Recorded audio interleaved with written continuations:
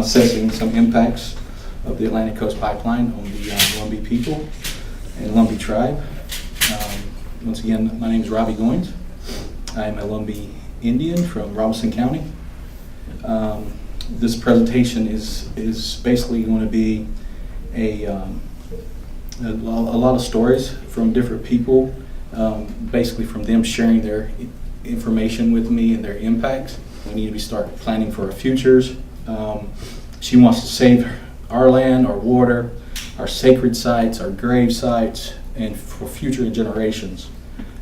We have to educate ourselves as well as others about the information that's there, because in our area, a lot of things doesn't get televised. The public doesn't know about a lot of things, so when they hear about it, it's already kind of too late to try to do anything about it. Economic development depends on much more than natural gas.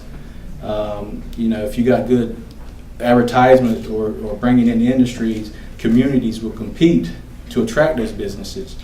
It's just not saying, oh, we got gas, you're going to have more business now. You're going to bring more business to the area. I mean, there's no guarantee that a new pipeline is going to bring economic development to our people. And he basically says we're rolling the dice, and soon our luck's going to run out with these types of projects. If you see here, this is the terminus in Prospect. And as I was speaking earlier, Dr. Jacobs, her family, her dad's property was here. Well, those pipelines that are there now come through here. And now they want to come here and go on the other side of her dad's property. And this area here shows basically the blast zone. My family is here also. We've got property from here on back. But we're touching the blast zone, and I'm sure if something happens there, they'll be affected, but we are in this evacuation zone. There's other alternatives out there for energy as well. These pipeline agents come in offering money for this pipeline, and it's typically a low amount for a one-time payment for an easement to be on their property. Well, solar developers, they'll give you $1,000, say for an acre, for 20 years, and then that's per year. So you're getting more money with solar projects. I'm just showing some more slides about ratepayers. I think we've talked about that, but yeah, they get a 14% on their investment and make the ratepayers pay for this cost of this pipeline. And so for Robeson County, we've got existing natural gas infrastructure already there. As many have spoken about, Transco runs through the heart of North Carolina, and Robeson County gets most of its gas, natural gas, from those pipelines. So North Carolina doesn't need the ACP, and Robeson County doesn't need the ACP because we've got infrastructure already there with gas.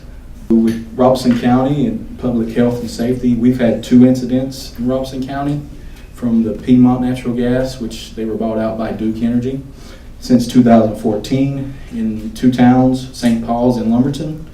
And in Robeson County, like I said, it will become one of the most dangerous locations on this ACP route. We're getting an M&R station, metering and regulating station there at Prospect. So again, we've heard stories about emissions. So we've already got a compression station there putting out emissions. Now we're going to have a M&R station putting out more emissions. And then we're also going to have a 350-foot tall communications tower. And for Native American people, the open sky, both day and night, is a natural and cultural resource. So, I mean, it's our open sky, so we pray to. So, just moving forward, there's some alternative approaches, and this is how Native Americans view it versus like the industry. For example, relationships with nature. We want to preserve and restore it, where the industry wants to extract and contaminate. Business ownership, we want to be local, we want it to be tribal. They want it to be absent, and they want it to be national or international. And then, energy priority. We're wanting renewable energy, or they want to keep us reliable or relying on the fossil fuels. The federal environmental impact study as well. And 3 tribes were noted, that they noted and wrote into FERC that it was inaccurate or incomplete assessments and they requested consultation. And the federal regulators, they ignored those requests for consultation, and they asked developers to communicate with the tribes instead. So we're trying to get a government-to-government relationship with this federal agency, and they're pushing it back to this business. And we're asking this federal government to consult with these tribes. And this shows some of the tribes along the route.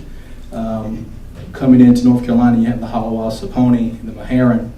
But coming down the route, you also have the Coharie and the Lumbee, and also there's Tuscarora in the area as well. 30,000 Native Americans live within 1 mile of the proposed route here in North Carolina. And 25, in North Carolina's population, the Native American only make up 1.2%.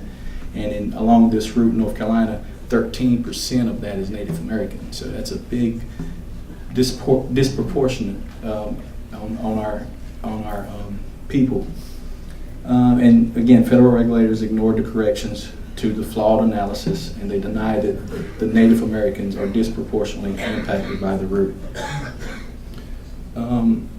So we're asking that, the federal government give tribes a seat at the decision-making table, and we ask the regulators to comply fully with the consultation recommendations that all these tribes asked for. They actually did grant the Nelson County Board of Supervisors consultation, but they didn't consult with the native tribes, or didn't offer them any consultation. So we feel that's an injustice to our community.